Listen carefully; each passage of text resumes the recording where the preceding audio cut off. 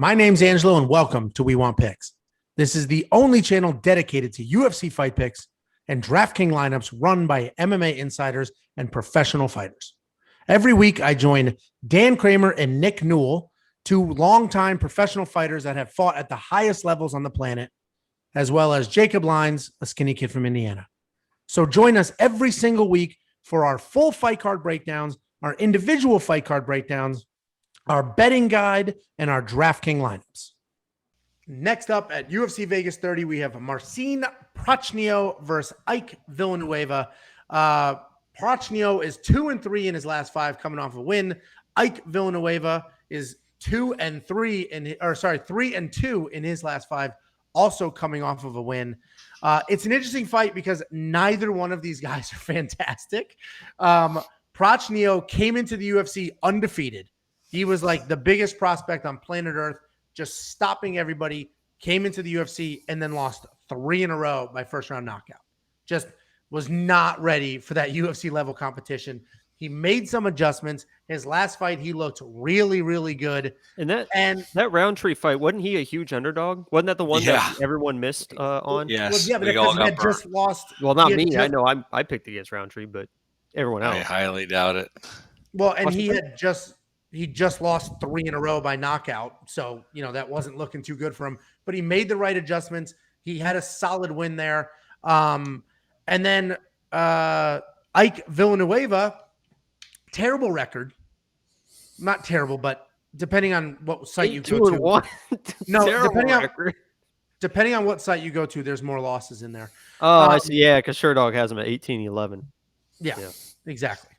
So his record's terrible if it includes every single fight he's ever had, but he never quits. He marches forward, has solid striking, and he has legit speed and legit power. He spent a bit of time at heavyweight, but he's come down to light heavyweight now. And I think that being at heavyweight should add some context to some of those losses. I think Villanueva gets this done. I think he's in a great spot in this underdog spot. I think what's so funny is I think like the fanfare and the betting odds are just swaying with Prachnio's wins and losses. When he lost 3 in a row by first round knockout, he's a bum and he's useless. He's coming off a 1 solid win. Now he's back to the amazing killing machine that he was before he got into the UFC. So I think Ike Villanueva, just his toughness, the marching forward, the speed, the power in his hands, I think Villanueva is a rock solid underdog in this fight. I'll talk about, a couple bets in a minute, but Danny boy, you nodded with me. I like it. So what are your thoughts? Yeah, I agree. I think, first of all, that last fight, Prachnio, where he beat Khalil Roundtree, I was shocked. He was a heavy underdog. He had looked awful in his last 3 fights, and Roundtree actually was looking really good going into that fight.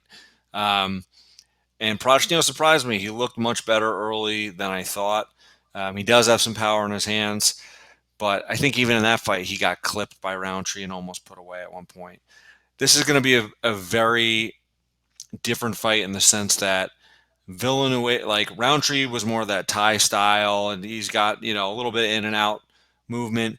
Villanueva is going to plant his feet and take one to give one. And I think he's going to give the harder shot here. So I agree with you. I think he's a very live underdog. I like him for a finish, especially how we know Prachnio's had 3 first-round knockout losses, so the chin is questionable. And Villanueva, like you said, he got beat up by Chase Sherman at heavyweight, and that first round, he was taking bombs and eating them. And then even in the second round when he got finished, like, he was never knocked out cold. It was more like the ref had seen enough kind of thing. So I like Ike Villanueva in this. I think he's going to come forward. It's not going to be a ton of skill or technique, but he's going to come forward, take a shot and give one back, and even if he takes 2 shots to give one back, I think he wins the fight by knockout. So I like him at $7,200. I think he's very live to win this fight. I'm definitely going to be putting a prop bet on him to finish by knockout, and I think I'm going to bet the money line too. Plus 165. My bet. No, I'm more conservative with the bets, meaning I don't chase the very specific prop bets. But I did grab the under on rounds. I think the under on rounds is solid, and it accounts for both sides. and I don't have to pick a very specific way to win.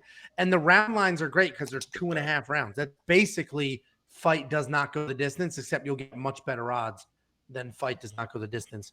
Jacob, what are your thoughts? Yeah, I kind of agree with the same story that you guys are telling. I think this is more of a pick 'em fight because I simply have in my notes whose chin is going to hold up because they're both going to hit each other. They've both been clipped before. They've both been finished before. So it's like whose chin is going to hold up, who's going to be able to eat the first shot to give that big first shot. So that's how I have it going. The weird thing that I saw in research this fight is Prachnio has never had a fight end in the second round, which is like the most random thing I've ever heard. 19 fights. They're all either first round, third round, or decision. So I just thought that was kind of a weird stat. But I actually think that Prachnio wins this fight just because, I think it's a coin flip, and I'd go with Prachnio. I think he's just got a little bit more power than Ike. So I had Prachnio in this, but I would stay away from this. Definitely on Prachnio's side, if you're looking for, chasing a knockout play, I think $7,200 is a good place to put your money. Yeah. To put into context, you're probably right. It is probably more of a coin flip fight because I don't think either guy is going to really have anything crazy technique-wise that's going to win the fight. It's going to be, all right, both these guys hit hard. Who's going to hit the bigger and for the love of God, don't place a bet that it's going to end in the second round. Right. With that very meaningful, where do you get, how do you even determine? I always just scroll down, who they're fighting, what's going on. I'm looking for patterns. I'm looking for everything in this one. Right. It's like a beautiful mind. He's drawing things on the window. No second round finish. No second round. Either way, this will be a fun one to watch. I think Villanueva's super live underdog. So does Dan. The strike line is tricky. I would definitely go. It's a tricky line, man, because it's either less more. I'd go more for Ike for sure. Yeah, more than 21.5. I completely agree. 58.5 is if it goes 3 rounds, that's plausible. If it doesn't, then that's way high. So that's a hard one. So I'd probably do less more when I play this line. Sometimes, so with Monkey Knife Fight, when they're crazy, I jump on them early, right? It's wrong. I'm jumping on it early. I'll 2.5 times my money instead of 3. Lines like this, I'll wait to see what the money does to it and where it moves, because then I may have a lot more confidence in it later in the week. Well, I found a good one I like here. Ike Villanueva wins inside the distance. If it goes the distance, yes. No action. Plus 145. Yeah, let me write that down too. That's a fantastic. That is a pretty good one. And those, if you guys don't know, I threw that. I didn't win it, but it's great because I got my refund. I threw that on who was Chase Hooper, because he's either going to win by submission or lose a decision. Those are the only 2 options for that guy, and he didn't win. He won that fight. That was a bad. He didn't win by submission, so I got a refund. So I love those bets as well. And if you like those bets or the 3.5 bets, any of these really cool prop bets that protect you and they're unique, you're only going to get at WeWantPicks.com/bets. The only reason Hooper did not win by submission is because he chose not to win. But that was the only reason. That was definitely worth interrupting for.